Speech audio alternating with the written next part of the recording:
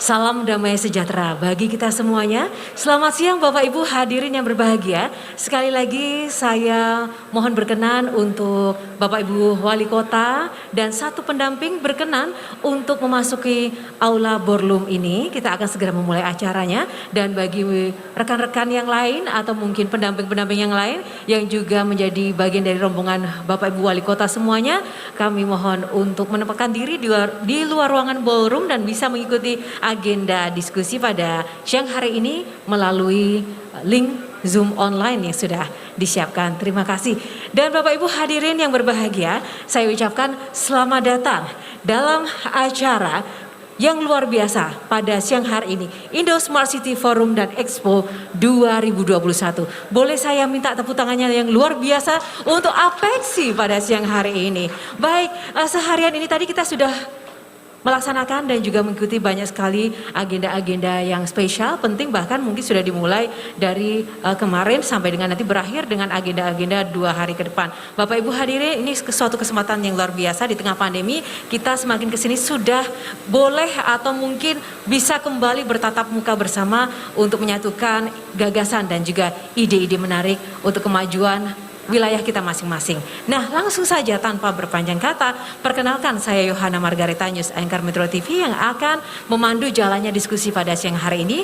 Dan kali ini saya tidak sendiri, seperti yang sudah kita ketahui, sudah hadir beberapa tokoh penting yang akan berbagi cerita dan juga inspirasinya kepada kita semuanya pada siang hari ini. Saya akan langsung undang yang pertama kali ini Menteri Dalam Negeri Republik Indonesia Profesor Dr. Andes Haji Muhammad Tito Karnavian MA yang diwakili oleh Bapak Dr. Hamdani MM MSc AK, staf ahli Menteri Dalam Negeri bidang ekonomi dan pembangunan. Kami undang untuk Pak Hamdani berkenan untuk maju ke atas panggung. Kita berikan sambutan untuk Pak Hamdani. Selamat siang Pak Hamdani, sehat selalu Pak. Silakan Bapak. Dan selanjutnya saya akan undang ini sosok yang juga sudah tidak asing lagi bagi kita semuanya. Beliau adalah Wali Kota Bogor, Dr. Haji Bima Arya Sugiarto. Dipersilakan, kita berikan tepuk tangan untuk Pak Bima Arya.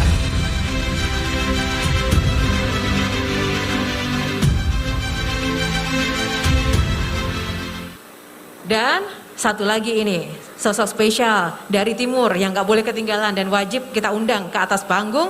Beliau adalah Wali Kota Makassar, Insinyur Haji Muhammad Ramdan Pomanto. Oke. Selamat siang, Pak Dani. Baik, terima kasih. Dan Bapak Ibu sekalian, kita masih akan menunggu 2 narasumber yang nanti akan bergabung dengan kita pada siang hari ini. Beliau adalah Wali Kota Jambi, Dr. Haji Syarif Fasya, dan juga Wali Kota Yogyakarta, Dr. Andes Haryati Suyuti. Dan kami infokan memang kedua narasumber ini masih menjalankan tugas dan juga agenda penting dan saat ini masih dalam perjalanan untuk menuju ke lokasi ini bergabung bersama kita semuanya.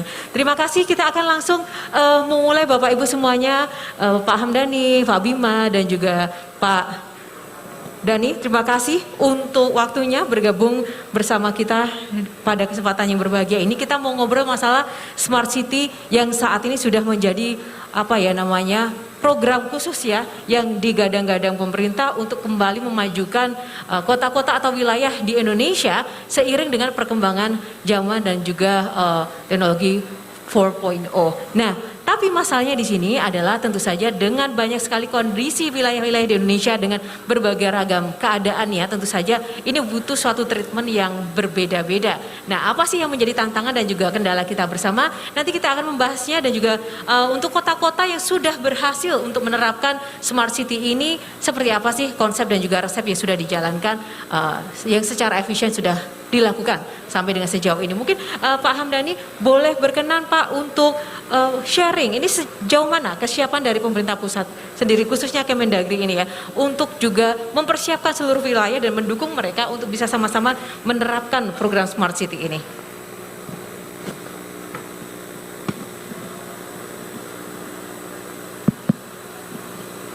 Baik, Assalamualaikum warahmatullahi wabarakatuh. Salam sejahtera semua, Om Swastiastu.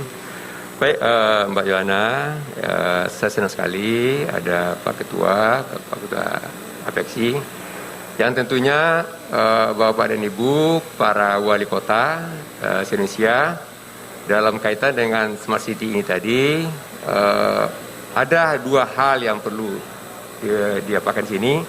Bagaimana payung hukum dalam penyelenggaraan Smart City ini. Dan kemudian bagaimana kebijakan afirmasi dari Kementerian Negeri yang berkaitan dengan perencanaan dan juga penganggaran. Dua hal itu harus bisa kita jawab pada kesempatan ini. Pertama, sebagai tindak lanjut Undang-Undang Nomor 23 Tahun 2014 tentang pemerintah daerah, Pak Ketua, khususnya pada pasal 359 itu ada amanat untuk peraturan pemerintah tentang perkotaan. Dalam peraturan pemerintah tentang perkotaan itu antara lain mengatur berkaitan dengan Smart City ini. Dan ini prosesnya sudah dalam artian final. Bulan Agustus ini sudah disampaikan Presiden, disampaikan Menteri Dalam Negeri kepada Presiden. Tentunya sudah melewati tahapan pembahasan antar kelembagaan. Sudah melewati PAK. Jadi ini kita sudah melalui koordinasi. Kalau di dalam tayangan tadi, rancangan peraturan pemerintah ini tadi tentunya siap untuk proses tanda tangan oleh Bapak Presiden. Dan mudah-mudahan dalam kepemimpinan Bapak Ketua, dan kita harapkan dalam tahun ini, tahun ini PP yang selama ini ditunggu. Ini kelihatannya PP ini seksi juga nampaknya nih. Karena biasanya peraturan pemerintah itu clear kalau dalam pasal peralihan dalam undang-undang itu dinyatakan 2 tahun. 2 tahun sejak ditetapkannya tadi, itu sudah ada peraturannya, pelaksananya. Semua yang ada mencantumkan kata-kata pemerintah ditetapkan dengan peraturan pemerintah, ditindaklanjuti dengan peraturan pemerintah, disiapkan itu. Ini peraturan pemerintah yang alot, Pak. Jadi dari semua rangkaian peraturan pemerintah yang ada di undang-undang, ini yang tersisa lagi nih. Barangkali tentunya Pak Ketua dengan pertemuan kita, Mbak Yana, dengan pertemuan kita pada siang ini, tentunya ada dorongan oleh Pak Ketua. Nanti juga ada bagusnya juga menyurati Bapak Presiden.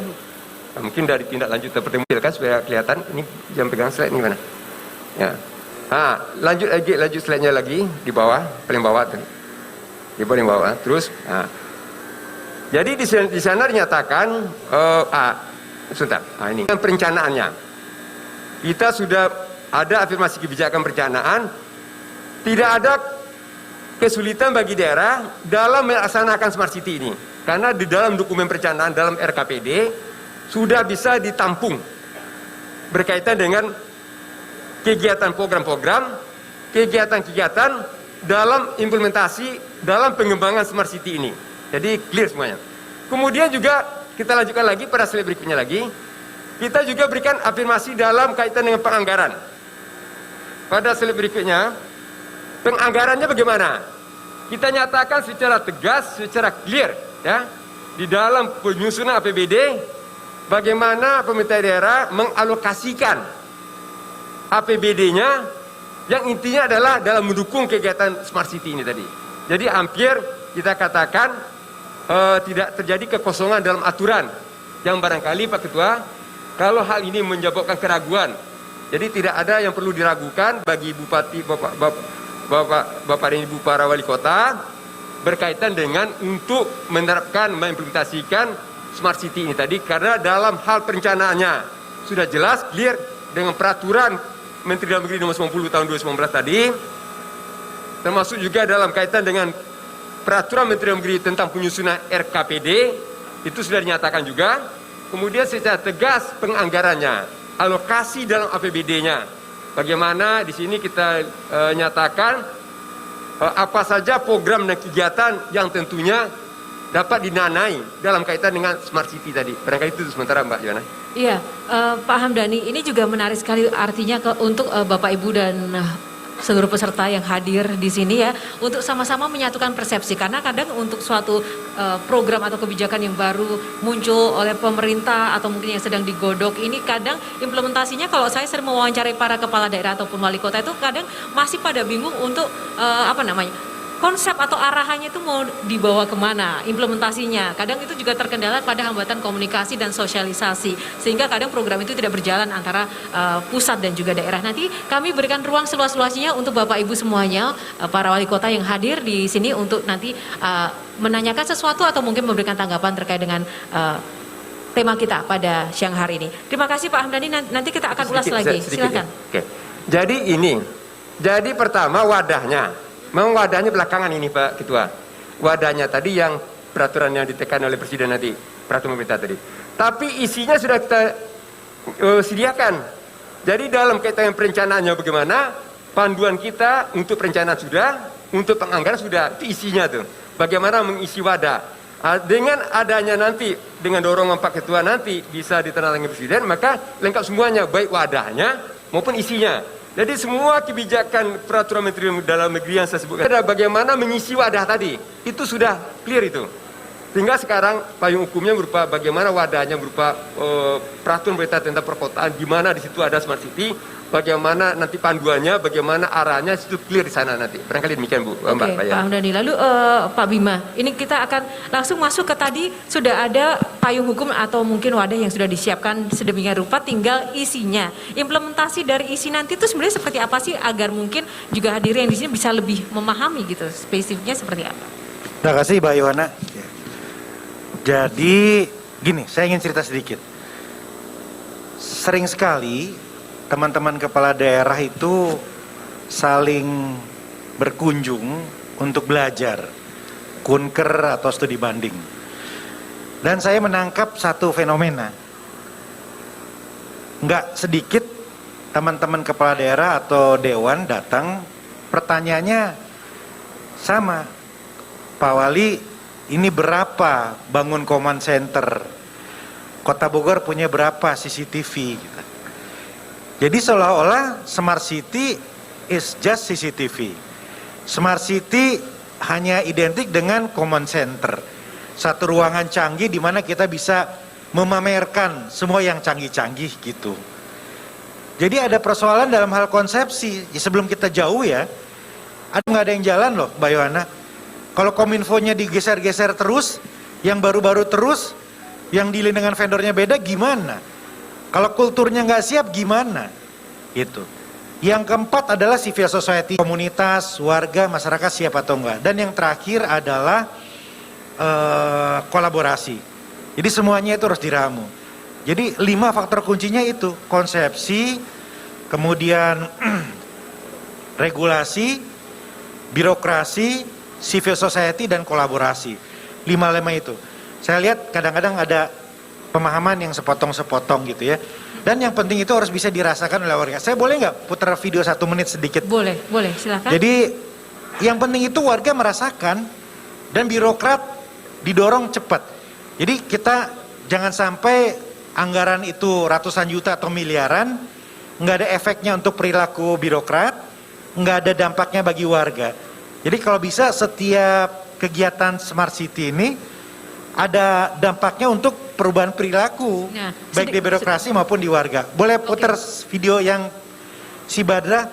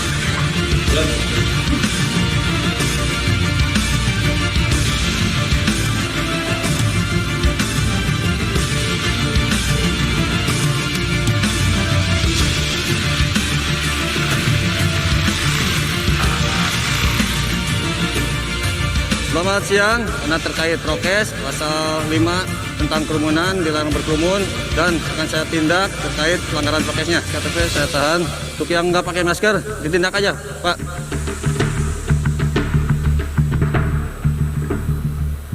Ini adalah aplikasi Sibadra, Sistem Informasi Berbagi Aduan dan Saran. Jadi real time warga bisa ngadu, Mbak Yohana. Boleh tentang prokes, boleh tentang jalan bolong, boleh tentang air yang tidak mengalir dan sebagainya. Langsung masuk ke sistem, kalau nggak direspon oleh dinas, masuk notifikasi ke wali kota. Jadi ini memaksa birokrat untuk mengubah perilaku bekerja cepat dan membawa warga untuk bisa juga melaporkan. Jadi efeknya adalah pada perilaku dan dirasakan oleh warga. Itu maksud saya. Nah ini Pak Bima tadi dari beberapa poin yang 5 tadi yang sebagai dasar tadi, artinya kan sebenarnya masih ada yang belum satu sepemahaman terkait dengan smart city ini. Dan lalu seperti apa dong ketika mungkin regulasi saja ini kan sudah mulai benar-benar akan digolkan dan sudah mulai akan disosialisasikan, tapi ternyata kesepahaman. Nah ini penyakit kita kan di situ. Regulasi ada tapi kemudian memang belum satu konsep sehingga ketika itu sudah dijalankan di lapangan ternyata juga akhirnya tidak bisa dijalankan dengan maksimal. Lalu siapa ini yang bisa menjamin ini teman-teman yang di sini Bapak Ibu semua yang pemimpin daerah ini bisa sama persepsi seperti apa dong? Harus bagaimana? Dan siapa yang harus berperan? Setiap kota itu kan punya kewenangan sendiri, punya permasalahan sendiri juga. Memang nggak bisa dipaksakan. Karena begini, Mbak Yohana, kalau kita memaksakan, artinya semua wajib untuk memiliki aplikasi seperti ini. Tapi kalau birokratnya nggak siap, kepala daerahnya nggak ngecek, nggak jalan juga, nggak bisa jalan juga gitu. Karena konsekuensi ini membuat birokrat harus lari loh. Ya kalau birokratnya mau lari, kepala daerahnya nggak lari, nggak jalan juga gitu ya. Nah kalau kepala daerahnya semangat inovasi, tapi kemudian nggak dibumikan dengan regulasi, inovasinya nggak bisa. Ya, jadi memang semua lini gitu loh. Komitmen politik, kemudian regulasi. Ya, misalnya nih di Kota Bogor, saya perintahkan setiap tahun kita ada target berapa inovasi. Karena kan setiap tahun kita dibuat pemeringkatan inovasi daerah. Ya kalau tahun ini sudah 120, tahun depan minimal 121 gitu. Dan semua dinas harus diukur masing-masing apa. Dan kita kaitkan dengan proyek perubahan di masing-masing kegiatan yang ada di dinas-dinas gitu. Jadi inovasinya itu terstruktur, terlembaga gitu. Ya, terima kasih Pak Bima. Nanti mungkin Bapak Ibu Wali Kota yang ada di sini bisa berbagi juga terkait dengan kendala-kendala di wilayahnya masing-masing, karena setiap wilayah di Indonesia juga memiliki tadi seperti disampaikan Pak Bima permasalahan yang berbeda-beda. Apalagi kalau dari pantauan kami juga dari Insan Media Pak, itu kalau misalnya di masing-masing daerah khususnya di wilayah-wilayah yang mungkin terpencil atau yang pelosok, kadang mereka sudah keder dulu dengan yang namanya teknologi atau mungkin seperti apa nih nanti pengadaan infrastruktur untuk mendukung smart city, karena tadi konsepnya sudah yang berbau dengan gadget atau mungkin teknologi. Sebetulnya jangan sampai terjebak ke hanya showcase atau etalase. Kelihatannya keren, tapi nggak ada manfaatnya untuk percepatan pelayanan, kemudahan pelayanan. Poinnya ke sana sih sebetulnya. Oke, baik. Terima kasih. Silakan Bapak Ibu nanti bisa sharing-sharing juga bagaimana mungkin sejauh ini respon dan juga pandangan Bapak Ibu terkait dengan konsep Smart City dan progresnya di wilayah masing-masing. Saya ingin ke Pak Dani Pemantau dulu Pak. Bagaimana Pak dengan Kota Makassar ini juga salah satu yang menjadi sorotan ya pelaksanaan Smart City-nya juga oke nih Pak. Ya, terima kasih Mbak Yohana, Pak Ketua, Pak Hamdani, Pak Fasya dan teman-teman wali kota di sini ada semua, Pak Hendar dan seluruh hadirin yang saya hormati. Makassar telah memulai Smart City sejak 2015. Kami membangun dari tidak ada uang. Nah, ini yang menarik ini. Kalau ada uang itu gampang. Ya. Maka kami membuat platform sendiri dengan very customized yang kita butuhkan saja.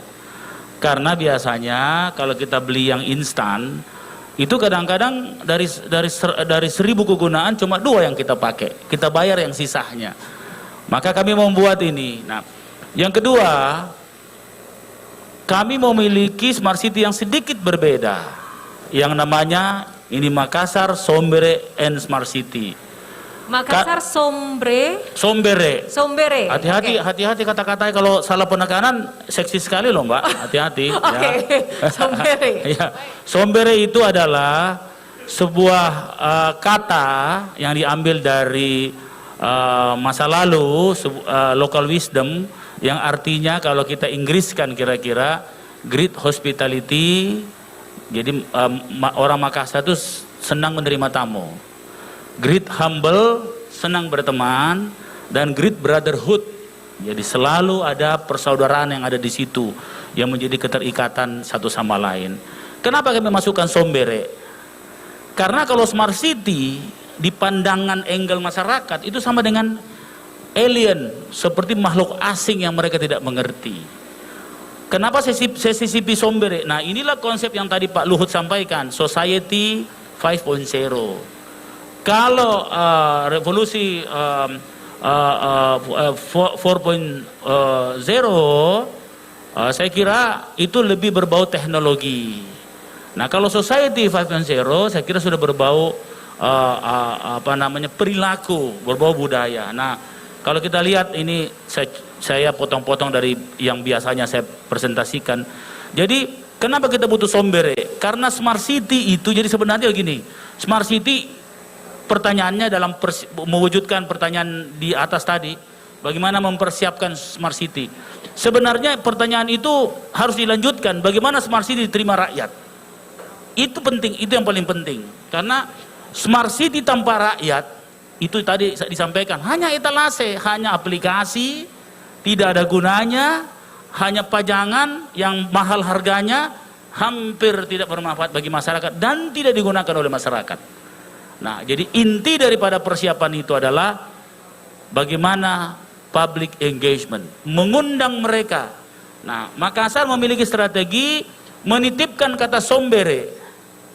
Kenapa? Karena smart city, logika kami, smart city itu membuat orang jadi sama, equal.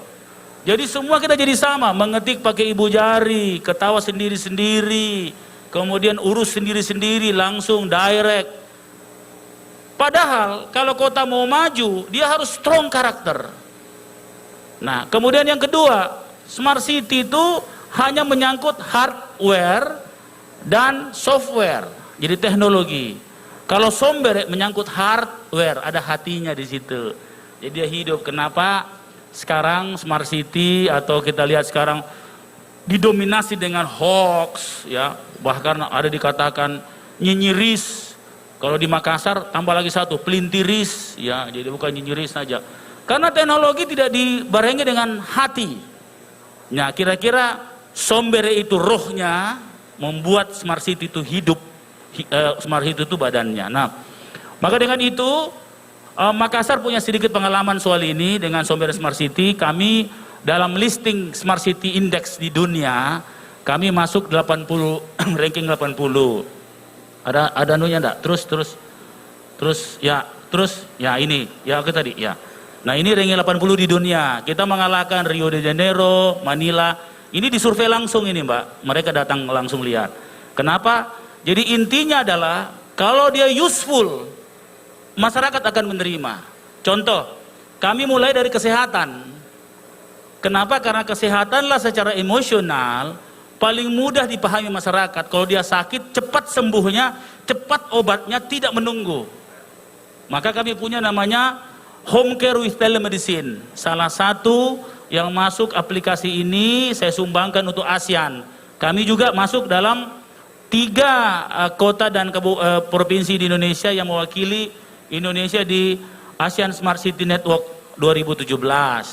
Nah, kami sumbangkan aplikasi itu. Nah, kenapa Smart City diterima di Makassar? Karena dia useful, dia berguna. Orang sakit tinggal telepon, ada komplain 112, langsung titik koordinatnya ada di situ. Kemudian kalau dia sakit, home care datang. Nah, home care datang biasa rumah itu biasa. Nah, di mana Smart City-nya? Sombere Smart City-nya. Kami punya telemedicine. Telemedicine sekarang agak kabur. Soalnya kalau telemedicine seolah-olah kalau konsultasi lewat HP sudah telemedicine. Kami tidak, kami punya tele EKG, tele spirometri dan tele USG. Jadi kalau misalnya dia ada gejala jantung, dipasanglah di rumah itu tanpa dokter spesialis jantung. Nanti EKG-nya langsung dikirim ke dokter spesialis jantung. Jadi dia berhemat luar biasa, tidak perlu lab, tidak perlu menunggu. Kalau dokternya lagi di luar negeri tidak perlu langsung dilihat. Jadi dia lihat di monitoring HP-nya, kami punya aplikasi sendiri. Kemudian diagnosanya tidak cukup 10 menit sudah tiba di rumah yang bersangkutan. Nah, kemudian dulu kami punya smart card. Kami punya smart card itu di tapping tadi datanya sudah masuk dari medical record di smart card. Nah, jadi pendataan dan kecepatan mendiagnos kita pakai Smart City. Kami mengawali dengan sistem seperti itu. Termasuk di pandemi. Nah, di pandemi itu kami full IT, full Smart City. Bahkan kami mendahului, kalau di negara sekarang ada Peduli Lindungi, kami punya namanya Peduli Salamaki. Duluan kami. Ya. Kalau lihat dulu saya pernah dibully, saya bilang begini di masyarakat, kalau kamu tidak periksa kesehatan, coba kita lihat. Coba kita lihat dulu video sebentar. Contoh ini Smart City.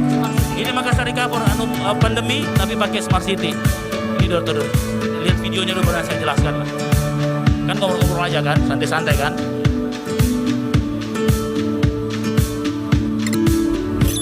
Ini sebelum Peduli lahir ya Pak? Sebelum Peduli Lindungi. Ya. Ya, kalau negara sudah punya kan kita persiapan endemik saja.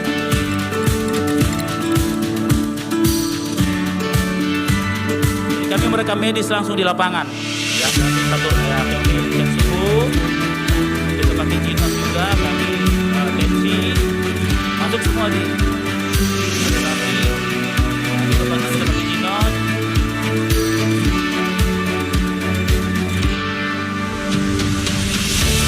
Nah, datanya dimasukkan, keluar QR code. Jadi sekarang Makassar punya 1,5 juta QR code. Bukan hanya QR code pribadi, tapi QR code rumah juga masuk. Nah, ini QR code-nya. Nah, coba kita lihat. Ini sekarang dipakai Peduli Lindungi. Ini punya medical record. Nah, ini command center kami yang kendalikan semua.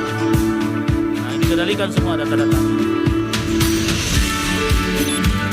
dinotifikasi di orang bahwa Anda sehat ataupun Anda tingkatan apa, OTG atau apa. Karena Peduli Lindungi kita pakai kan, kita duluan.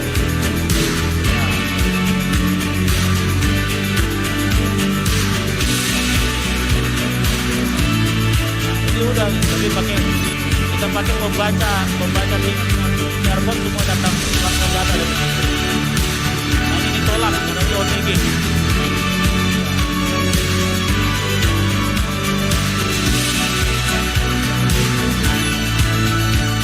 Ada rewardnya.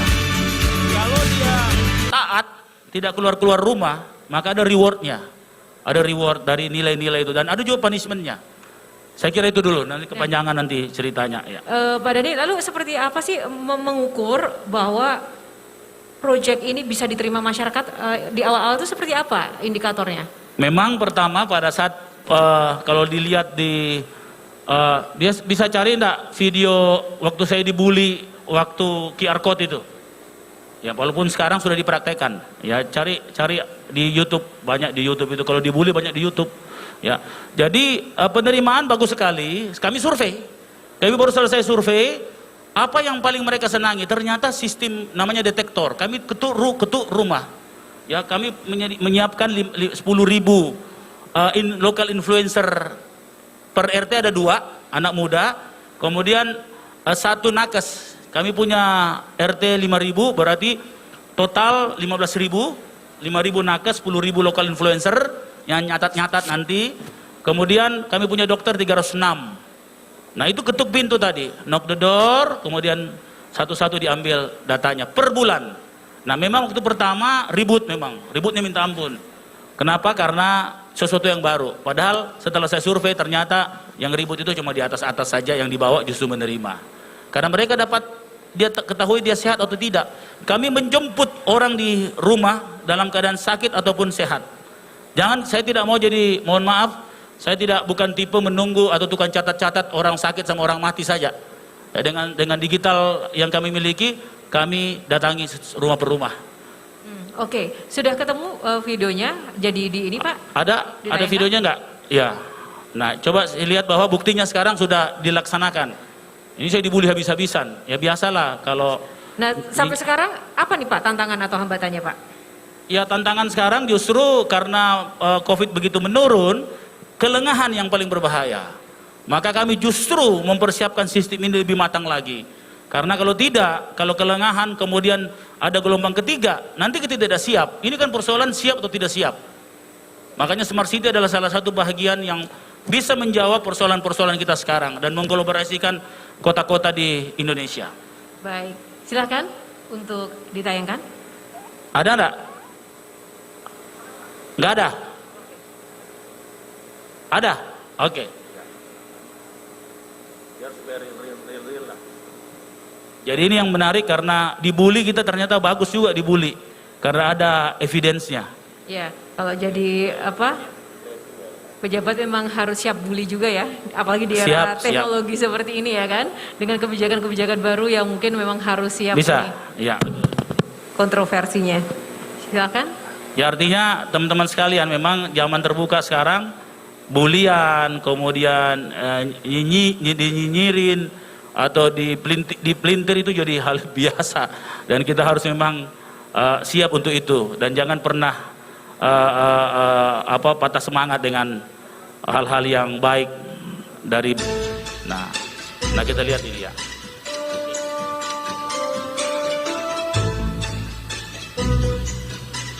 Oh ini di narasi nih, bukan ini narasi, oh iya narasi nih.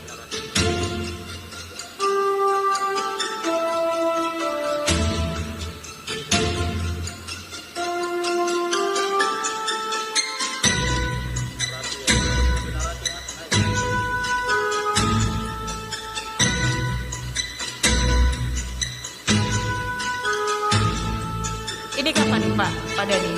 Ya jadi dicek, ya, dia dikritisi bahwa kenapa mesti ada sentuhan gitu, kenapa mesti macam-macam, kenapa mesti pakai APD, tidak pakai BD, dibilang kenapa tidak pakai APD, jadi susah memang. Jadi ya.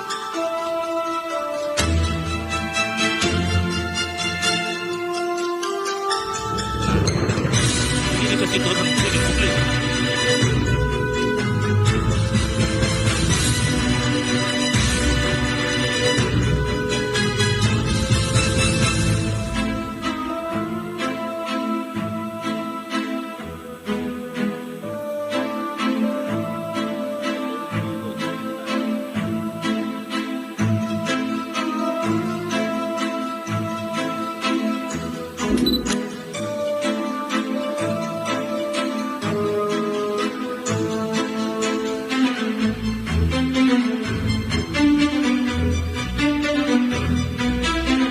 Akhirnya kita rubah SOP tidak masuk rumah.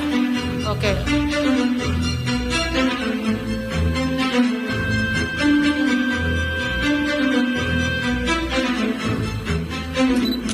Detektor itu tugasnya apa? Pertama adalah screening secara umum seluruh penduduk kota Makassar yang hampir 1,5 juta jiwa.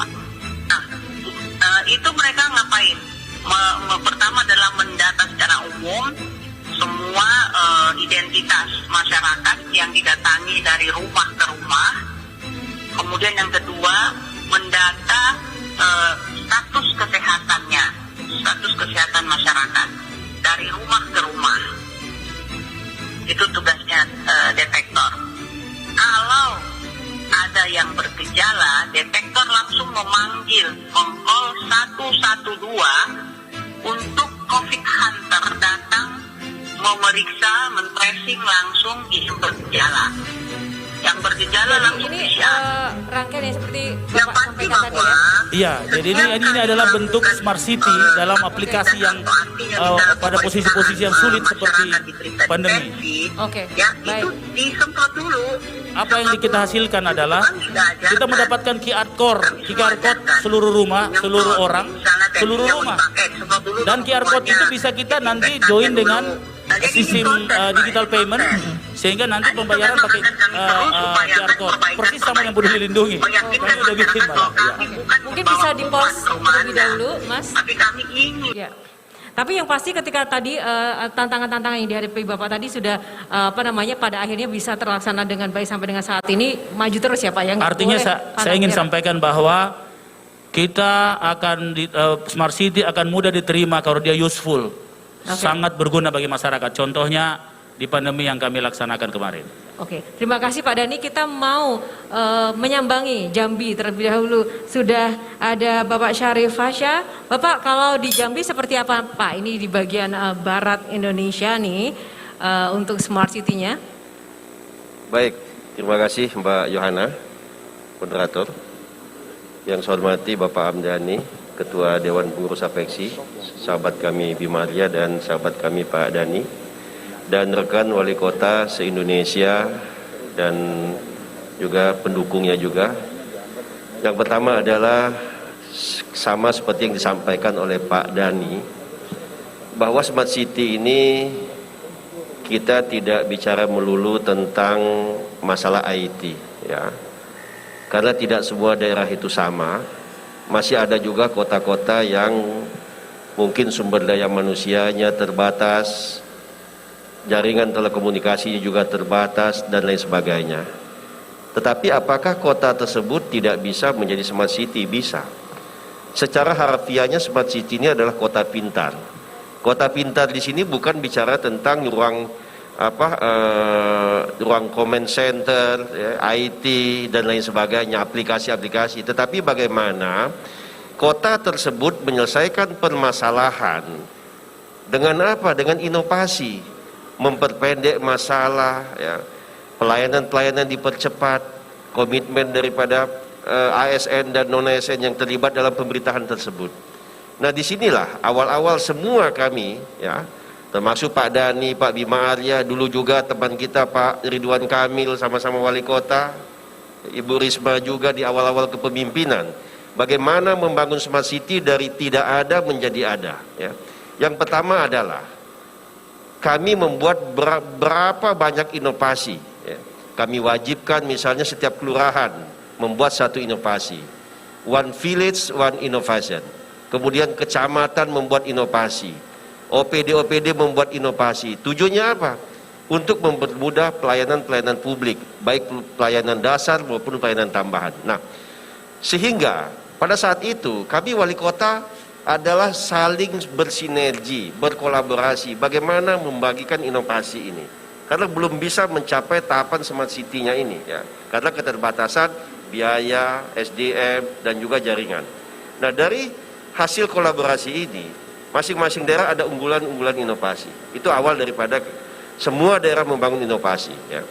Kemudian kami Kota Jambi berawal mengadopsi inovasi yang dibuat, Smart City yang dibuat oleh Kota Makassar. Saya akuin, ya, Kota Makassar adalah salah satu kota tujuan kami. Ya. Kemudian Kota Bandung, ya, DKI, Surabaya. Ya. Namun hasil dari semua kota-kota ini, apakah bisa diadopsi langsung kepada kota kita? Saya katakan tidak. Tidak semua aplikasi di kota Bandung bisa dipakai di kota Palangkaraya. Tidak semua aplikasi di kota Makassar bisa dipakai di kota Pagar Alam dan lain sebagainya. Ya. Karena apa? Di sini kita tidak membeli handphone. Ya. Coba kita perhatikan handphone yang kita punyai ini. Di dalam handphone Android ini mungkin ada 300 aplikasi. Ya. Pertanyaannya berapa aplikasi yang kita butuhkan di handphone ini? Paling kita butuh WhatsApp, paling butuh media sosial, Instagram, Facebook, video call, SMS, dan lain sebagainya. Paling 20 aplikasi. Nah, saya harapkan bahwa teman-teman wali kota dalam membangun aplikasi Smart City ini jangan seperti membeli handphone, ya. Jangan nanti bekerja sama dengan kota besar diadopsi semua, itu tidak akan bisa dipakai. Dan ini sudah kami jalankan. Akhirnya dari ratusan aplikasi ini ternyata yang dibutuhkan kota kami hanya 59 aplikasi saja. Bukan 159 tetapi 59 aplikasi. Jadi prinsipnya Bapak Ibu Wali Kota, teman-teman kami, ya, jangan sekali-sekali membeli handphone. membeli aplikasi Smart City, tapi sesuaikan dengan kebutuhan kita. Apa kebutuhan kita di daerah masing-masing ya. Nah, hasil dari ini semua, akhirnya kami beberapa kota dipilih oleh pemerintah pusat, ditunjuk menjadi pilot project 25 waktu itu ya. Kota-kota yang dipilih menjadi pilot project untuk Smart City. Karena apa? Karena kegigihan. Tahapannya seperti apa? Yang pertama adalah dengan inovasi ini berjalan ya. Kemudian kami menyiapkan dulu sarana prasarana, membangun fiber optik. Mungkin jaringan internet agak sulit atau terlalu mahal. Seperti teman kami Pak Dani Permanto pernah menceritakan kisahnya. Dia pernah di backup CSR oleh salah satu jaringan BUMN-nya telekomunikasi. Tahap pertama dikasih gratis, yang kedua ditagih sama dia, berat sekali kita bayarnya. Akhirnya kita memutar akal, apa?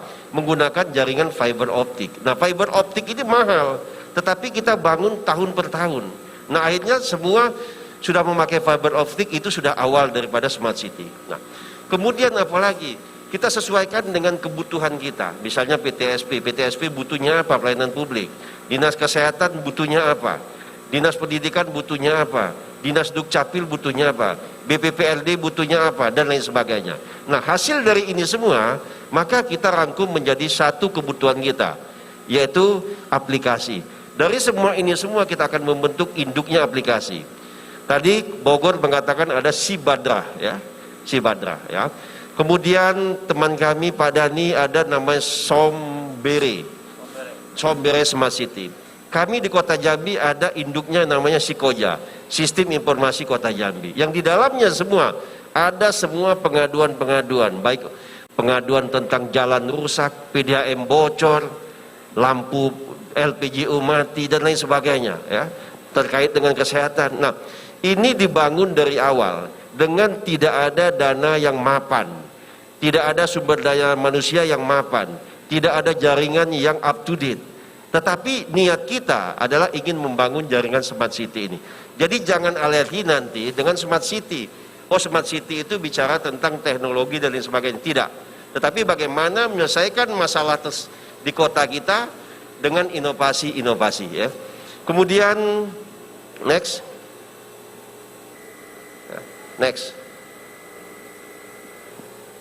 Ya. Nah, dari aplikasi-aplikasi ini semua berbasis, yaitu ada, kami hanya butuh 59 aplikasi. Pertanyaannya kenapa tidak buat 100? Ngapain buat 100? Karena kami tidak butuh. Kami hanya butuh 59 aplikasi. 4 aplikasi berbasis Android, 41 aplikasi berbasis web, dan 14 aplikasi berbasis web dan Android ya. Nah, semua ini dibuat oleh masing-masing OPD terkait ya. Next. Terkait dengan aplikasi pelayanan publik dan aplikasi administrasi. Smart City dimulai dari tahun 2015 ya. Implementasi dalam e-government juga SPBE di tahun 2016. Kemudian di tahun 2019 mulai integrasi kami. Kemudian di tahun 2022-2023 ini semua jaringan pemerintah kami sudah menggunakan ini semua. Sehingga di tahun 2022 sampai 2025 kita sudah masuk tahapan adopsi penerapan kecerdasan buatan, bukan kecerdasan bawaan ya, tapi kecerdasan buatan. Inilah hasil daripada Smart City ke depan nantinya. Next.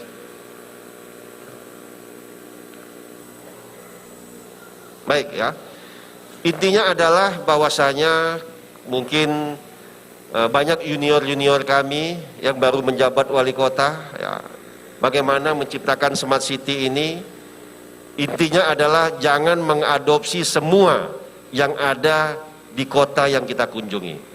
Ke Kota Bogor, misalnya dengan Sibadra, tidak semua bisa kita adopsi. Ke Kota Makassar dengan Sombere, Smart City tidak bisa kita adopsi semua. Ke Kota Semarang seperti itu juga. Ke Kota Jogja seperti itu juga. Ke kota kami juga Jambi seperti itu. Tetapi kita harus inventarisir permasalahan apa yang ada di kota kita masing-masing. Baru nanti kita buat tim untuk bagaimana membuat aplikasi-aplikasi sesuai dengan kebutuhan kita masing-masing. Jangan pesimis dengan kondisi daerah kita. Jangan tergantung dengan dana yang kecil. Jangan hanya terbatas dengan sumber daya manusia yang ada. Dan jangan juga berat dengan jaringan yang ada, tetapi buatlah inovasi untuk menunjang smart city ini. Mungkin itu pesan yang kami sampaikan kepada rekan-rekan wali kota yang hadir maupun yang tidak hadir. Demikian, Ya. moderator, terima kasih. Terima kasih Pak Syarif, sedikit saja Pak Syarif, kalau tadi Bapak mengatakan memang kebutuhan masing-masing wilayah atau kota kan berbeda-beda ya. Kalau di Jambi contoh konkretnya yang menjadi prioritas kebutuhan yang mungkin benar-benar bisa diakomodir dengan inovasi aplikasi ini apa Pak? Ya, contoh kecil ya, mungkin contoh kecil saya rasa mungkin daerah lain sudah ada. Kita wali kota, bupati wali kota, kemana-mana itu pasti membawa berkas. Setiap hari itu ada nota dinas masuk puluhan nota dinas. Saya rasa seperti itu ya. Jadi sehingga kalau kita dinas luar nih ke Jogja 3 hari, pulang nanti ke daerah masing-masing berkas itu semeter numpuknya, betul kan? Karena itu harus disposisi manual. Nah, kami tidak lagi menggunakan disposisi manual, tetapi ada sistem administrasi online menggunakan tablet, semua menggunakan tablet. Jadi nanti dikoordinir oleh sekretariat dan masuk semua nota dinas lewat online semua. Sehingga dimanapun kami berada, dimanapun saya berada, ya, semua sebatas itu punya jaringan, saya bisa disposisi semua. Jadi tidak terhalang, tidak ada terlambat. Biasanya nanti disposisi wali kota turun sampai 3 hari, ini tidak ada. 1 kali 24 jam disposisi sudah turun semua. Jadi tidak melihat kita ada di mana, tapi itu sudah langsung diterima oleh OPD masing-masing dan itu semua berjalan. Demikian. Itu salah satu saja. Baik, terima kasih Pak Syarif. Nah Bapak Ibu semuanya menarik sekali apa yang memang dibagikan dan di-sharingkan oleh narasumber-narasumber. Nah kita memiliki waktu yang tersisa ini untuk berdiskusi dan bertukar gagasan bersama. Apakah Bapak Ibu yang ada di sini di forum ini ada yang ingin menyampaikan pendapat atau mungkin bertanya terkait dengan konsep? Oke, yang pertama dulu izin untuk Bapak. Ya Pak. Ya, teman-teman mungkin boleh diberikan mic.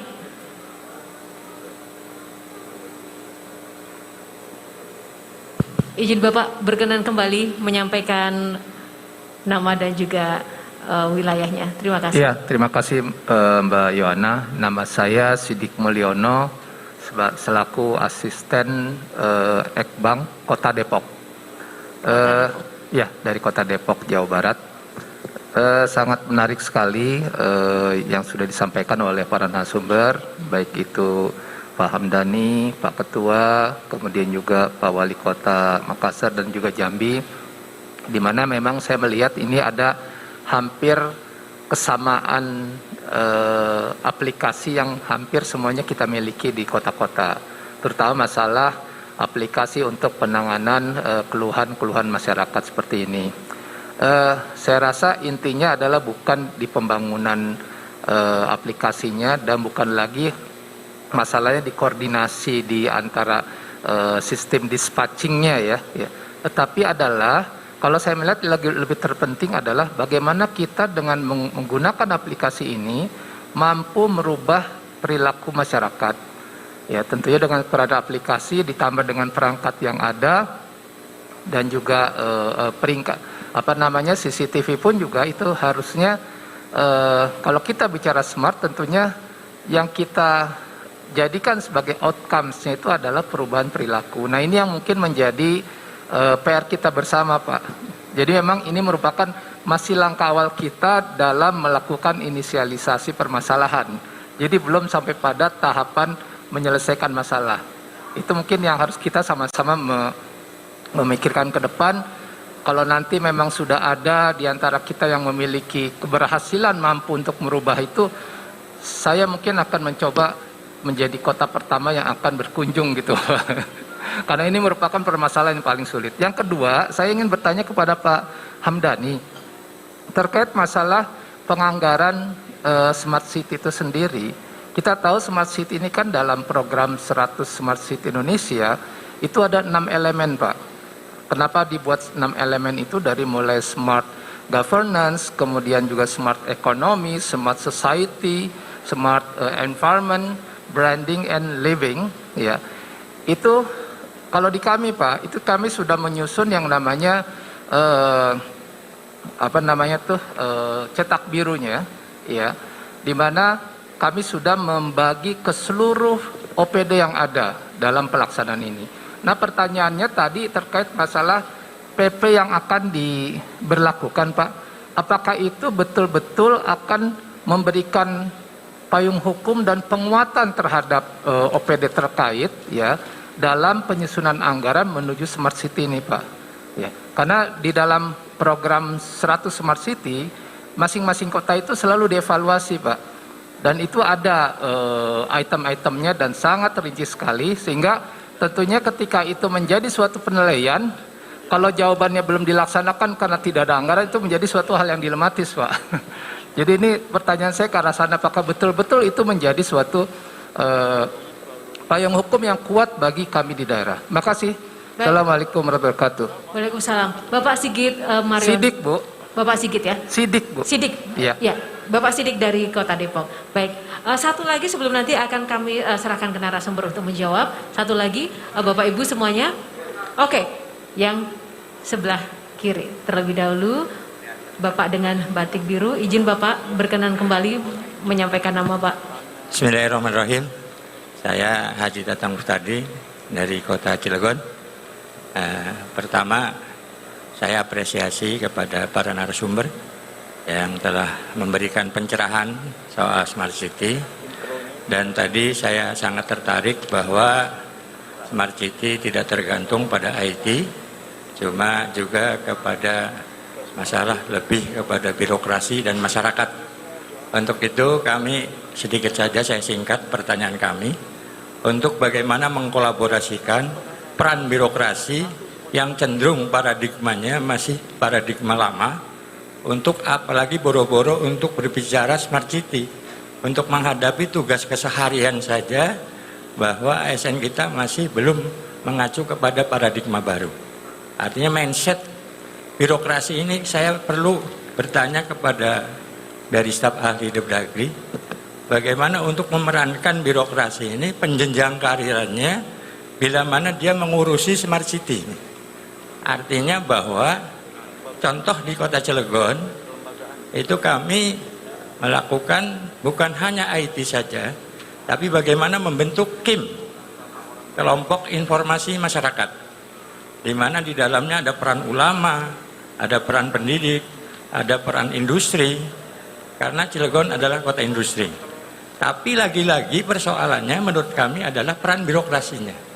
Untuk itu bagaimana ke depan, apakah ada regulasi khusus untuk penanganan Smart City ini ditangani oleh birokrasi yang spesifik khusus. Terima kasih. Assalamualaikum warahmatullahi wabarakatuh. Waalaikumsalam. Terima kasih untuk Bapak Wali Kota Cilegon untuk pertanyaannya. Langsung saja saya akan serahkan ke Pak Hamdani. Tadi ada dua dari Pak Sidik dari Depok tentang penguatan PP itu sendiri, dan juga dari Wali Kota Cilegon penyelarasan birokrasinya seperti apa. Dipersilakan Pak Hamdani.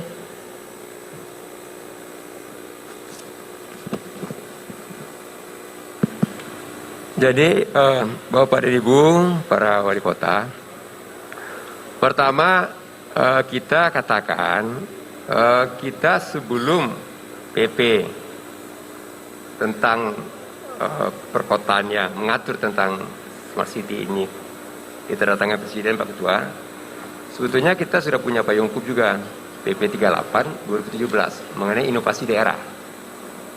Jadi kemudian di dalam Pasal 389 Undang-Undang Nomor 23 Tahun 2014 tentang pemerintah daerah itu ditegaskan sekali, manakala pejabat daerah gagal, tidak mencapai target, tidak mencapai sasaran atas apa inovasi yang telah dilakukan ini,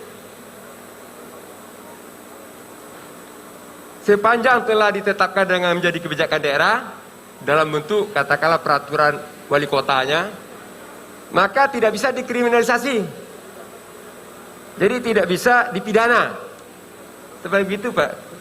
Kita menggaransi dalam Undang-Undang 23 2014. Artinya memang ini kalau dikatakan kenapa sebagian belum melaksanakan Smart City, Mbak? Ya Pak Ketua ya.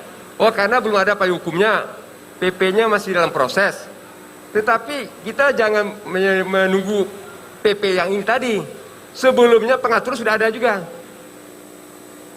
Karena di samping PP 38/2017 tentang inovasi daerah, kita dukung juga dengan regulasi peraturan Menteri Dalam Negeri yang mengatur tentang perencanaan, peraturan Menteri Dalam Negeri yang mengatur tentang penganggaran.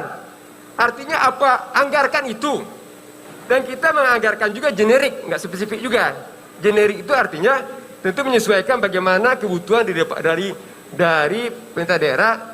Memang di dalam aturan ini tadi, kita saking luasnya penganggaran kita, kalau Bapak Ibu baca di dalam keputusan Menteri Dalam Negeri nomor 053/708 tentang kodifikasi, klasifikasi, nomenklatur penganggaran itu hampir 4.000 halaman itu. Artinya tersedia semuanya. Yang berkaitan dengan kebutuhan perencanaan Smart City ini tersedia.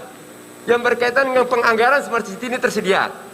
Jadi artinya tidak ada keraguan. Dan saya juga merasa, Pak Ketua, untuk PP ini gak cepat, Pak. Kalau dia muncul 2015, ini kan inovasi ini pergerakan cepat sekali nih. Artinya bisa saja regulasi tertinggal dari inovasi. Dan ini, PP kita yang ada ini juga memperhatikan dinamika implementasi yang ada. Apa yang dibuat Bogor, apa dibuat Makassar, apa dibuat Jambi, Bandung, dan kita perhatikan itu. Baru kita update lagi itu apanya tadi. Justru malah lebih bagus apanya. Jadi apa yang best practice yang telah dilaksanakan itu jadi penguatan di dalam hal regulasi. Artinya apa? Nanti antara regulasi dengan kenyataan apa sangat dekat sekali jaraknya, tidak berjarak. Tapi kalau regulasi ini prakteknya belum dilaksanakan, kita buat 2015, belum dilaksanakan ini tadi kan. Bisa jadi dalam pelaksanaan berbeda nanti regulasi, tertinggal regulasinya itu Pak Wali. Jadi ini bagusnya juga PP ini tadi, tetapi sekali lagi, walaupun PP tentang yang mengatur yang menjadi payung hukum tentang Smart City ini, yang saya katakan itu kan wadahnya, rumahnya. Tapi kita sudah perintahkan isi rumah tadi, isi wadah tadi, melalui apa? Melalui serangkaian peraturan Menteri Dalam Negeri tentang perencanaan, tentang penganggaran. Barangkali hal yang sama, bagaimana kelembagaannya? Nah, kelembagaannya kita tentunya tidak menyiapkan secara khusus kelembagaan seperti ini. Tetapi bagaimana menyiapkan dari OPD-OPD yang ada tadi, tentunya kita tidak membuat secara khusus, ini adalah dinas berkaitan Smart City, tidak. Dia melekat, karena dia adalah bagian menyeluruh daripada melibatkan seluruh ya Pak Wali, melibatkan seluruh apa tadi. Tidak ada kita bisa-bisa suatu OPD yang khusus menangani Smart City tadi, tetapi dia terintegrasi dengan sistem kelembagaan daerah yang ada. Barangkali demikian Mbak Yana. Baik, Terima kasih untuk Pak Wali Kota, sudah cukup jelas ya Bapak, dan juga Pak Sidik. Baik, oke, mungkin dari Pak Bima Arya ingin menambahkan Pak, terkait mungkin ini juga menarik ketika Pak Bima kan juga menjadi salah satu bagian yang berjuang untuk ketika menghadapi kendala-kendala keselarasan komunikasi untuk birokrasi ini di lapangan. Ada tips atau triknya tidak menyangkut dengan pertanyaan dari Pak Wali Kota Cilegon dan juga Pak Sidik tadi Pak? Kalau soal kesiapan, saya kira COVID ini satu gambaran betapa kita itu kalau dikondisikan ya siap aja, siap gitu. Jadi kalau aplikasinya ada, sistemnya ada komitmen politik dari pimpinan, ya jalannya dipaksa juga. Ya, mall tidak akan bisa hidup, tempat wisata tidak akan bisa hidup, warga nggak bisa beraktivitas kalau nggak mengunduh aplikasi Peduli Lindungi. Ya awal pesimis semua. Sekarang udah 50 juta lebih yang mengunduh itu gitu kan. Ya, jadi saya kira kembali lagi kepada komitmen pimpinan saya kira. Karena saya ingat 5-7 tahun yang lalu kita sering ditanya, Pak siap nggak masyarakat? Saya kira siap gitu, asal ada komitmen pimpinan dan ada konsistensi di situ. Dan itu poin pertama. Nah poin kedua memang teman-teman dewan ini juga harus paham, harus diajak juga. Jadi kalau ada alokasi anggaran sebagainya nggak rame gitu loh. Jadi komunikasi segala macam itu perlu. Jadi forum-forum seperti ini penting saya kira sebetulnya mengundang juga dewan ya agar frekuensinya sama. Kalau enggak ya mentok terus, nggak dianggap ada signifikansinya. Yang ketiga, persoalan itu harus tuntas. Kalau semuanya tuntas enak, ada proven record ya. Ya seperti kami kembali ke si Badra tadi. itu kan nanti ada checklist, dikatakan tuntas kalau aduan warga sudah direspon. Jadi harus everybody happy. Warga yang ngadu, dinas merespon, urusan selesai, warga bilang tuntas, beres, aman gitu ya. Birokratnya dapat reward, ya karena kan kita nanti rekap gitu ya. Dinas mana yang paling rajin balas, paling lama, itu selalu direkap. Dan warga juga senang karena urusannya beres. Nah kalau sistem ini jalan, ya lama-lama warga akan semakin terbiasa dan sangat appreciate dengan konsepsi kota cerdas tadi. Iya, terima kasih Pak Bima, dan benar sekali ya, ini memang kalau ngomong-ngomong soal pandemi memang memaksa segala sesuatu untuk kembali menuju ke satu sistem yang memang harus dilaksanakan, apalagi masalah pendataan yang sudah harus serba digital ini memudahkan sebenarnya Pak ya untuk mengukur kinerja dan juga efektivitas dari kebijakan itu sendiri. Tadi saya ingin mengacu sedikit ke Pak Dhani dan Pak Pasya ya. Bayangin, kita ini berapa bulan lalu amburadul penanganan COVID ini kan, sempat terseok-seok gitu. Tapi sekarang one of the best in the world. Dianggap salah satu yang terbaik. Karena kita bergerak dengan sistem yang dipaksa cepat. Database itu awal-awal memang agak kacau ya. Lama-lama kan disinkron. Bayangkan, Babinsa, Babin Kaptipmas dipaksa juga untuk mendorong data entry gitu. Ya dipaksanya lewat apa? Ya lewat power birokrasi. Bayangkan dari Menko, Panglima, dan Rem, dan Dim, Babinsa, Babin Kaptipmas, semua Kapolsek kita dorong gitu ya, bisa. Dan ini salah satu indikator kenapa Indonesia bisa cepat, karena kita memaksa sistem ini, memadukan antara rantai birokrasi dan kecanggihan teknologi tadi. Iya, dan sekarang sistem sudah terbangun dan cukup stabil, bahkan menuju suatu perbaikan dan kemajuan. Jadi kalau misalnya para pemimpin daerah tidak memanfaatkan itu sekarang yang sudah mudah, apalagi mungkin pemimpin daerah yang baru, itu ya berarti di tangan pemimpin itu sebenarnya tanggung jawab dan juga kelemahannya. Baik, terima kasih untuk dua pihak, Bapak Wali Kota Cilegon dan juga dari Kota Depok, Bapak Sidik sudah bertanya dan menanggapi. Sekarang satu sesi lagi, ada mungkin dari sebelah kanan saya, Ibu berkenan teman-teman untuk menyampaikan mic-nya.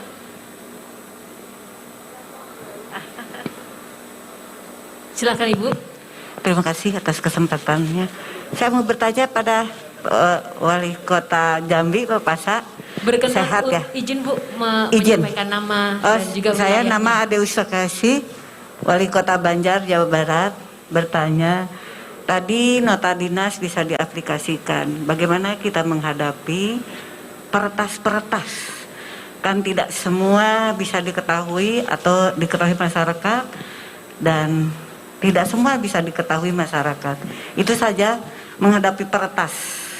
Kertas Ibu. Peretas. Hacker. Oh, peretas ya. Hacker. Oke. Makasih. Baik, terima kasih untuk Ibu Wali Kota Banjar. Satu lagi di sebelah. Oke, belakang. Silakan Bapak. Mas, boleh disampaikan?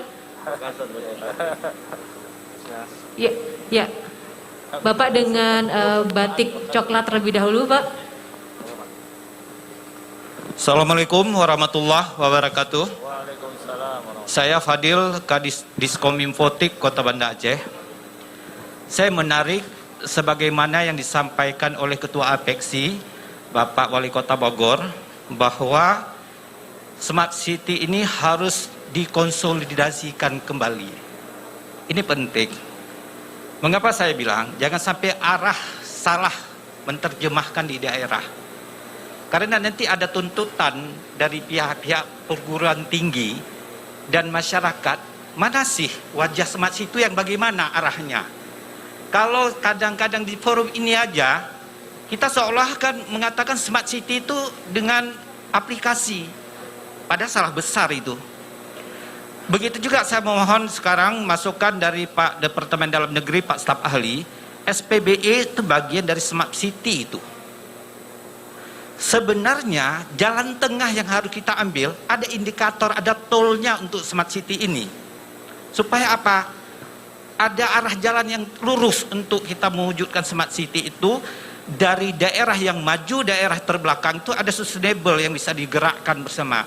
Tidak sporadis sehingga bingung. Ini bayangkan Smart City ada patronnya dari Kominfo, kota cerdas ada dari Bappenas. Kadang-kadang bingung menerjemahkan sehingga dana yang terbatas, pikiran yang terkuras untuk membangunnya, terjadi turbulensi dalam mengambil kebijakan oleh kepala daerah. Oleh karena itu saya sarankan di forum Apexi ini, kita bukan hanya bercerita integrasi dalam digital, tapi integrasi dalam konsep dan tantangan regulasi, termasuk arah kebijakan pemerintahan berbasis elektronik, di mana instrumen Smart City adalah warna-warna untuk SPB itu. Terima kasih saran saya. Assalamualaikum warahmatullahi wabarakatuh. Waalaikumsalam. Terima kasih Pak Fadil Diskominfo dari Banda Aceh. Dan mungkin saya menjawab pertanyaan dari Wali Kota Banjar terlebih dahulu ya, Pak Syarif. Silakan Pak. Ini soal hackers gimana nih pengalamannya dan juga penanganannya Pak? Baik, terima kasih sahabat kami Ibu UU ya, Wali Kota Banjar terkait dengan hacker ya, peretas. Sebetulnya awal-awal kami masuk ke dunia IT ya, kami sudah mengantisipasi hal itu. Saya rasa semua sama seperti itu ya. Yang pertama adalah ada aplikasi-aplikasi untuk melindungi aplikasi kita untuk tidak dihacker itu ada. Memang harganya sedikit mahal ya, kita bisa beli itu. Kemudian kita bekerja sama dengan perguruan tinggi yang memang berbasiskan IT ya. Jadi kami ada perguruan tinggi yang terkait dengan Stikom ya. Jadi di situ kebetulan banyak ahli-ahlinya di sana, dan ini kami bekerja sama dengan mereka. Bagaimana membuat aplikasi untuk melindungi dari serangan hacker dan lain sebagainya. Nah, ternyata mahasiswa itu, anak-anak muda itu lebih pintar dari dosennya ya.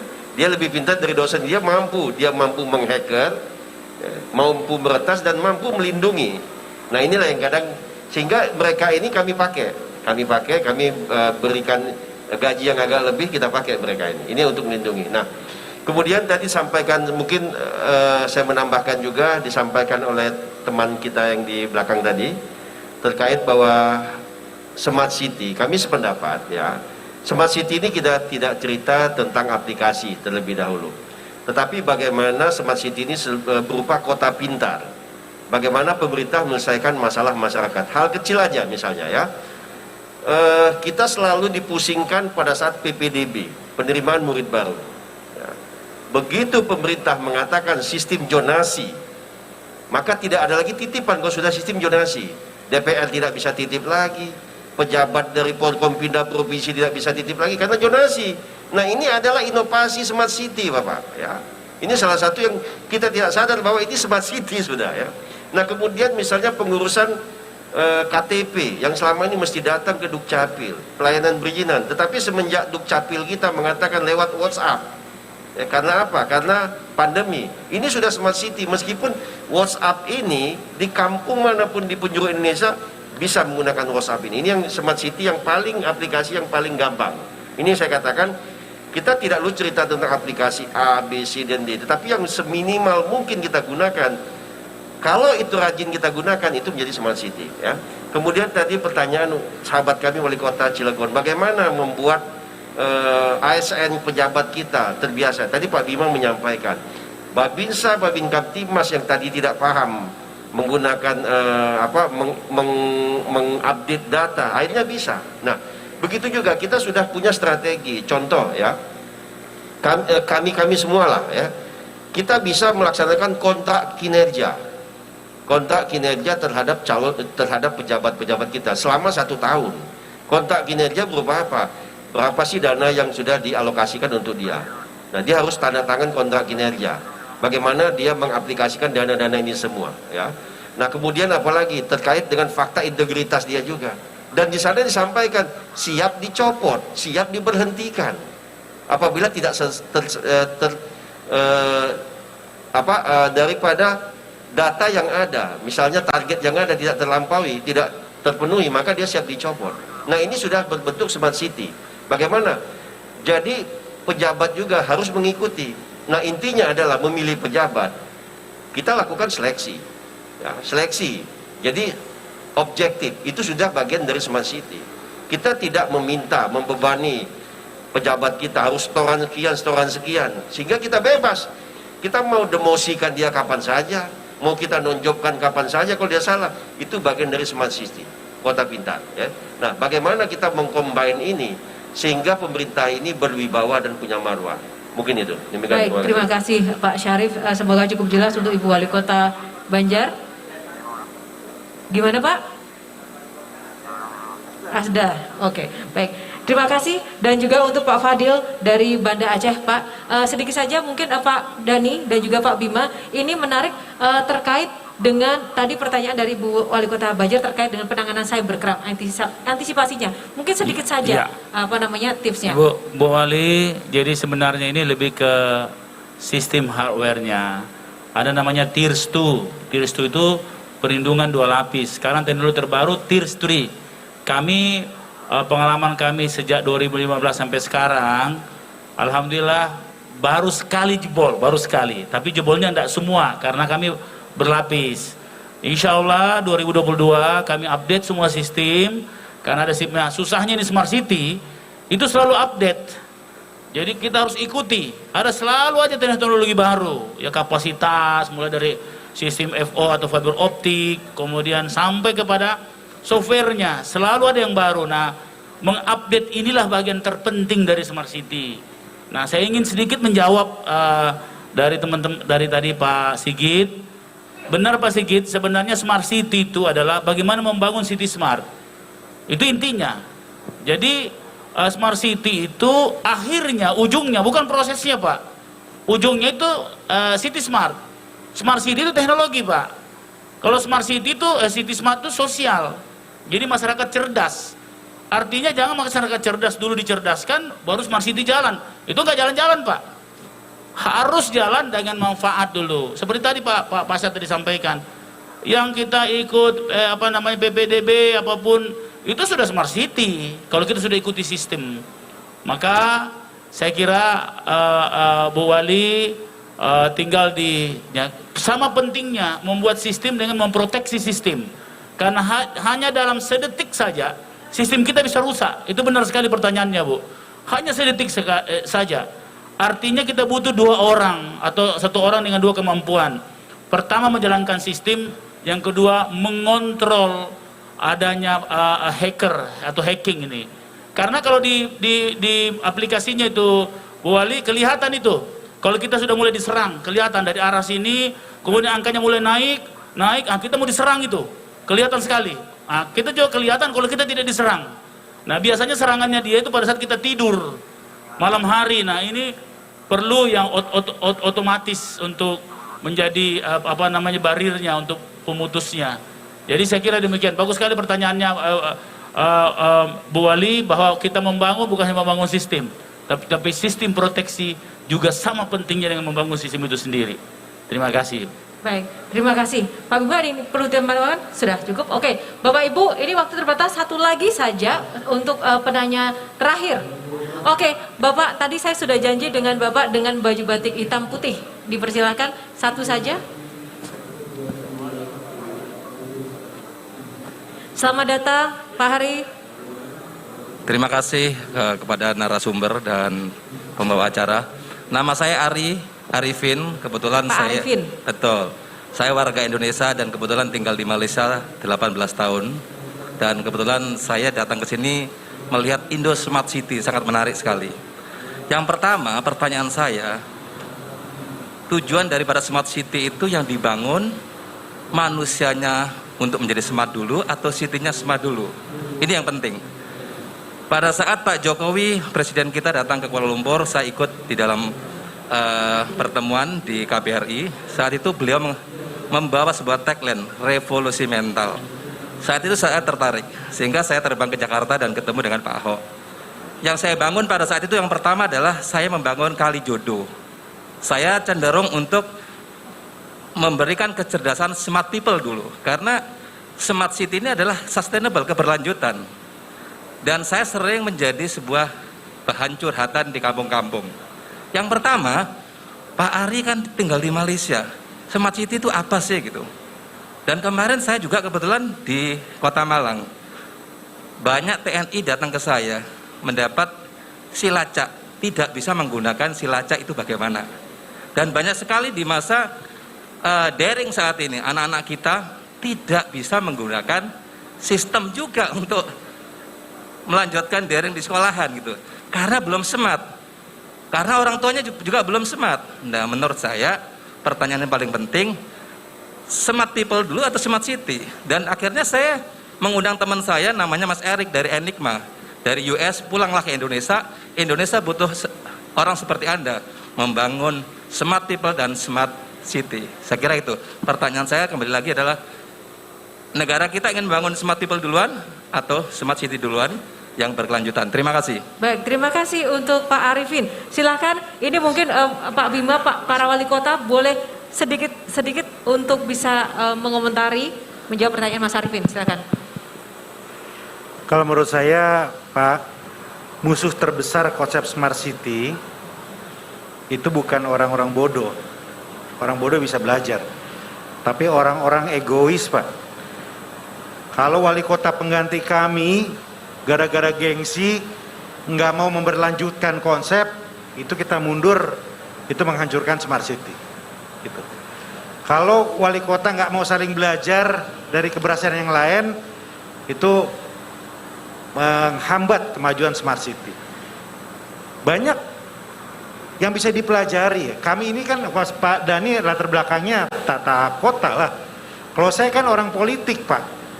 Saya nggak tahu apa-apa lah tentang urban design, tentang IT. Tapi kami kan dipaksa belajar supaya bisa seperti Ibu Risma, supaya bisa seperti Kang Emil gitu ya. Kita sama-sama belajar gitu. Jadi saya kira yang dibutuhkan itu open mind, ya, bukan fixed mind. Kalau fixed mind nggak mau belajar, ya sudah. Dan yang bahaya adalah nggak ada sustainability, nggak ada keberlanjutan. Dinas-dinas ini, Pak, ini saya sering tegur teman-teman dinas ya. Coba saya cek si Badra, kapan terakhir dia update, kapan terakhir direspon, gitu. Kalau nggak jalan juga, Pak. Jadi harus betul-betul konsisten. Jangan begitu udah menang award paling inovatif, kemudian kendor ditinggal, Pak. Nggak bisa begitu. Jadi sistem itu kokoh kalau sustain. Dan itu membutuhkan konsistensi dan open mind. Gitu. Jadi jawabannya saya kira itu. Mungkin Pak Dhani menambahkan. Baik, sedikit saja Pak Dhani. Ya, jadi saya kira smart people itu adalah output dan income. Yang kita butuhkan adalah positive thinking, Pak. Kalau dia positive thinking, intinya gini, Pak. Bagaimana dia jadi followers kita soal smart city? Itu aja intinya. Karena smart people itu sudah khatam namanya. Sudah terbiasa dengan sistem, semua satu kota jadi pinter jasmani rohani. Itu tujuannya. Tapi kalau kita duluan itu yang kita buat, kapan jadinya, Pak? Kami mengalami di Makassar. Jangankan jauh-jauh di SKPD saja enggak sampai itu smart city, ya. Tapi harus ada komitmen. Itu tadi leadernya itu harus punya komitmen yang kuat. Nah, yang paling berbahaya adalah politik. Saya nggak mengalami ini. 2 tahun nganggur, hancur semua ini barang-barang. Hancur dari nol, hancur, ya. Kami dapat pengakuan ranking 80 di dunia Smart City Index. Smart City Index boleh dilihat di YouTube, Pak, di Google, ya. Smart City Index 2019. Ya, Makassar itu ranking 80, Rio de Janeiro, Manila itu di bawah. Hanya 102 kota di dunia yang diakui Smart City. Nah, ini dunia yang buat. Nah, begitu kita berhenti, nggak tahu sudah ranking berapa. Rankingnya bukan masalah rankingnya, sama sekali hancur lebur, berantakan. Nah, makanya perlu kepada Kemendagri perlu diundang-undangkan bahwa inovasi-inovasi yang butuh sustainable-nya terjamin bukan hanya diperdakan, harus ada dalam undang-undang bahwa inovasi termasuk sama smart city yang memerlukan kesinambungan tidak boleh dirubah oleh siapapun. Nah, itu, Pak. Setelah useful, setelah diterima masyarakat atau setelah jadi perda apapun bentuknya. Karena kalau tidak, percuma kita membiayai, kemudian masyarakat sudah nikmati karena leadernya tidak mau diputuskan. Nah, ini justru inti hari ini. Ya. Dan yang kedua, Pak Hamdani, kami juga bingung ini, Pak. Sebenarnya smart city ini di mana? Di departemen kementerian mana ini smart city? Itu perlu juga, Pak, supaya jangan kalau Kemendagri kan jelas itu Bapak kita, ya, di Kemendagri. Tapi ada juga kementerian lain juga, kita juga bingung yang ngurusin smart city siapa ya, kira-kira begitu. Oke, baik. Terima kasih Pertanyaan Pak. juga, bertanya juga. Ini sekaligus penjawab dan penanya. Baik, terima kasih Pak Dhani. Pak Syarif, silakan singkat saja Pak. Untuk smart people atau smart city dulu? Baik, tadi mungkin sudah dijawab semua oleh Pak Bima dan Pak Dhani ya. Cuma ada pengalaman lucu juga ya. Kalau kita katakan smart fuel, contoh misalnya. Tetapi ada kondisi yang dibuat oleh manusia, terpaksa manusia lain pun harus mengikuti. Ada juga seperti itu, dibuat dulu tempat. Contoh ya, ada satu orang di kampung, dia ini terkenal, katakanlah kepala desa. Setiap ada kegiatan dia didahulukan semua, duduk paling depan. Begitu acara makan dia ngambil dulu. Tetapi begitu ke Plaza Indonesia, Jakarta, masuk mall, ya, dia mau loncat ke depan tidak bisa. Karena apa? Karena sistemnya adalah antrian. Nah, bisa juga sistem dibuat dahulu seperti itu. Jadi ini seperti apa? Seperti ayam. Siapa dulu, telur atau ayamnya dahulu. Ya, tapi yang pasti adalah kita ingin menciptakan manusianya untuk berpikir pintar, untuk permasalahan-permasalahan yang akan kita hadapi ke depan nantinya. Nah, itu adalah tugas pemerintah ke depan nantinya. Mungkin itu. Terima kasih. Baik, terima kasih untuk Bapak Syarif dan Pak Dhani dan juga Pak Bima untuk sudah berkenan menjawab pertanyaan. Semoga ini bisa memuaskan pertanyaan dari Pak Arifin tadi ya. Ada banyak sekali quotes yang luar biasa, yaitu kita memang juga harus open mind baik leader maupun juga masyarakatnya, positive thinking dan juga tidak boleh egois. Itu bagian dari kunci dari sore hari ini. Bapak Ibu hadirin semuanya yang ada di sini, mohon maaf karena waktu terbatas kami tidak bisa membuka seluas-luasnya ruang dan juga durasi untuk melakukan diskusi dan tanya jawab lebih lanjut lagi. Kita akhiri untuk sesi tanya jawab kali ini, dan sebelum kita akhiri diskusi pada sore hari ini, saya mohon berkenan untuk seluruh narasumber memberikan closing statement. Yang pertama untuk Pak Hamdani, dipersilahkan Pak untuk pesan dan juga closing statementnya untuk kita semua yang ada di sini. Silakan. Baik, tentunya ini Pak Ketua ini menyambut baik sekali karena tadi ada juga dari Pak Wali Kota Makassar. Sebetulnya ini kan saling tidak hanya satu kementerian menangani, memang kementerian negeri mengkoordinasikan keterlibatan Kominfo karena itu berkaitan berbasis aplikasi. Kemudian juga Bappenas tadi karena berkaitan dengan lingkungan, ekosistem, tata ruang dan semacam tadi itu dibutuhkan. Tapi yang intinya adalah dalam kaitan dengan ini tadi, sementara kita menunggu regulasi ataupun aturan yang ada, tidak ada yang salah bagi seorang bapak-bapak dan ibu sebagai warga kota untuk menyejahterakan masyarakatnya, mencerdaskan masyarakatnya, melayani masyarakatnya dengan cara apapun tanpa menunggu aturan. Intinya, kalau untuk menyejahterakan,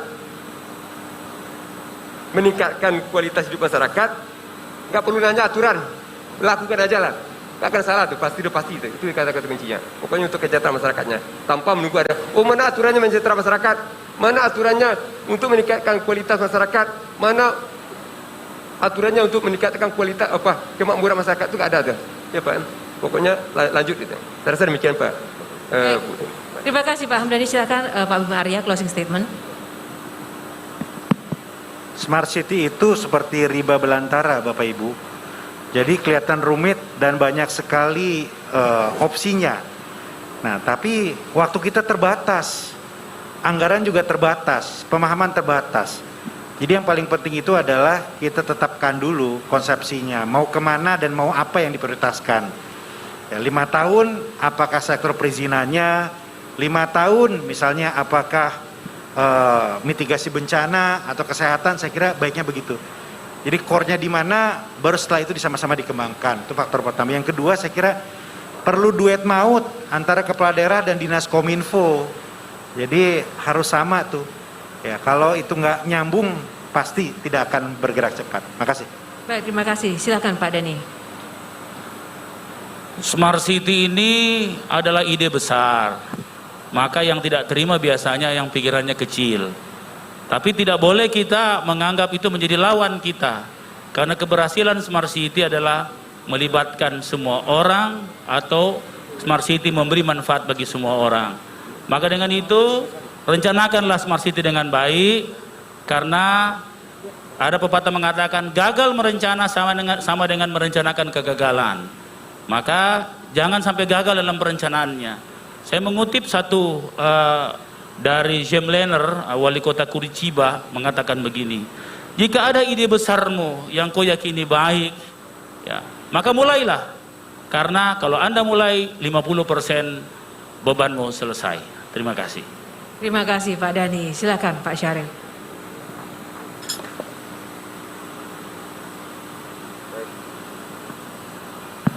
Baik, terima kasih. Smart City tadi kami tekankan semua sama, bahwasanya Smart City tidak bicara tentang teknologi terlebih dahulu, tetapi terlebih dahulu melihat kemampuan kita seperti apa, kebutuhan kita seperti apa. Jangan kita langsung balik kanan bahwa melihat kondisi sumber daya manusia kita yang tidak mumpuni, keuangan kita juga yang tidak mumpuni, maupun jaringan telekomunikasi juga yang tidak mumpuni. Tetapi bagaimana Smart City ini menjadikan kota kita menjadi kota pintar. Pintar dengan apa? Dengan pelayanan dan lain sebagainya. Tentunya dengan inovasi-inovasi. Itu juga adalah kota pintar. Ujung daripada Smart City adalah bagaimana menjadikan kota ini kota pintar, sesuai dengan kebutuhan kita masing-masing. Dan ingat, kita menjadikan kota Smart City bukan belanja seperti kita membeli handphone, tetapi sesuaikan dengan kebutuhan kota masing-masing. Demikian, terima kasih. Baik, terima kasih. Boleh saya minta tepuk tangan yang luar biasa untuk seluruh narasumber pada sore hari ini. Terima kasih untuk seluruh narasumber yang sudah berkenan untuk memberikan sharing dan juga menjawab pertanyaan dari audiens yang hadir di sini, Bapak Ibu semuanya. Dan tentu saja sekali lagi semoga dengan apa yang sudah kita diskusikan pada sore hari ini kita bisa menjadi para pemimpin yang berkomitmen dan juga tidak tabu untuk menyiapkan sistem-sistem yang ada untuk mencerdaskan masyarakat kita. Dan tentu saja bagaimana kita juga harus tetap tanggap untuk bisa menyiasati perkembangan teknologi yang ada dan tidak takut untuk bisa berinovasi. Dan tak lupa kita juga tidak boleh egois, tetap open mind, positive thinking, dan juga semuanya asalkan untuk tujuan masyarakat. Seperti kata Pak Hamdani tadi, semuanya akan baik. Kita bisa paralel menyejahterakan masyarakat, mencerdaskan masyarakat dan juga kotanya bersama-sama. Terima kasih Bapak Ibu untuk partisipasinya pada sore hari ini. Saya mohon untuk seluruh narasumber berkenan maju ke depan. Di tengah-tengah kita saat ini sudah hadir tuan rumah kita, Wali Kota Yogyakarta, Bapak Dr. Andes Haryati Suyuti. Kita berikan tepuk tangan untuk Pak Haryati Suyuti untuk berkenan maju ke atas panggung bergabung bersama kami dan sekaligus juga menyerahkan cenderamata untuk narasumber yang hadir pada sore hari ini.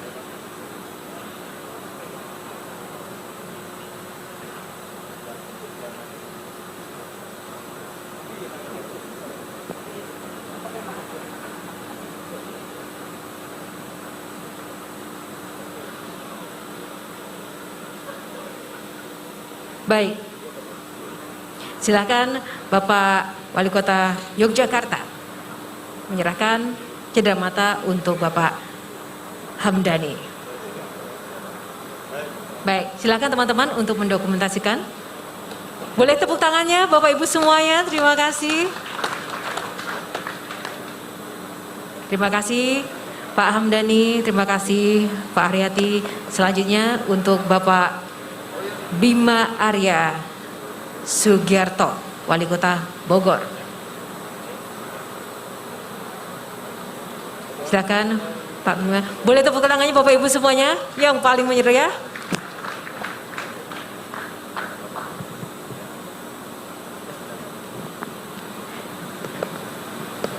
Dan selanjutnya untuk Bapak Muhammad Ramdan Pomanto, Wali Kota Makassar.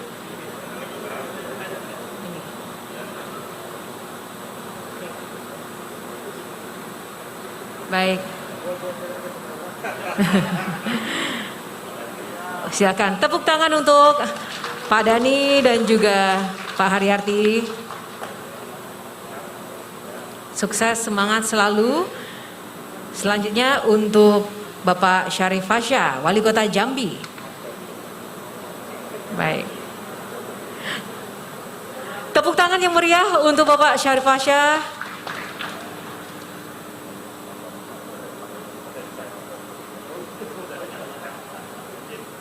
Izin, saatnya kita berfoto bersama untuk Bapak Wali Kota Yogyakarta. Baik, rekan-rekan, dipersilakan untuk mengabadikan. Bapak Wali Kota Semarang, silakan. Bapak Ibu Wali Kota boleh, ini semua Pak, diundang. Oke ya, nggak apa-apa nih ya. Mungkin ada yang di bawah, ada yang di atas, Bapak Ibu. Bagaimana? Ya, baik. Silakan Bapak Ibu semuanya Wali Kota yang hadir untuk menempatkan diri. Mungkin jika tidak muat di atas panggung, silakan untuk berbaris di depan panggung. Nah, Bapak Ibu, kami ingatkan bahwa sesaat lagi juga akan kami hadirkan untuk sesi kedua. Diskusi masih akan berlanjut seusai jeda, sesaat lagi seusai sesi pertama ini berakhir. Jadi tetap di sini, jangan kemana-mana.